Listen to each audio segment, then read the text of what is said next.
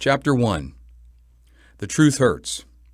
On an average day, across the U.S. and Canada, more than 2 million union construction workers put in about 16 million man-hours. On that same day, between 10 and 12 million non-union construction workers put in about 100 million man-hours. This is not a good thing. Back in the day, union construction ruled. What happened? How did we get here? Well, change happened, and obviously not for the better. Change happens to all kinds of people, companies, and industries. Change happens to everybody all the time, whether we like it or not. How many times have you heard guys say, "Well, I remember back in the good old days"? Newsflash, the good old days don't pay the bills anymore. We don't like change, especially when things are just fine the way they are. Unfortunately, it's not up to us. Face it, change happens whether we like it or not. And that is the truth. And yes, sometimes it hurts. Change takes no prisoners, dead brands. What do these companies have in common? Oldsmobile, Pan Am Airlines, Consolidated Freight, U.S. Steel, Montgomery Ward. Not long ago, all these companies were successful in the marketplace. Now they don't even exist. They all went broke.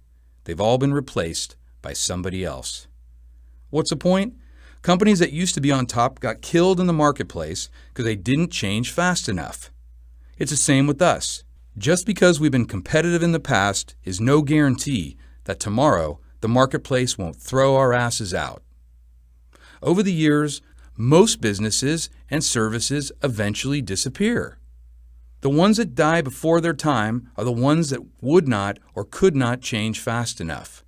So for union construction to say, we don't have to change with the times, is just plain crazy. For us to think we can keep doing business like it's 1960 or even 1980 makes no sense.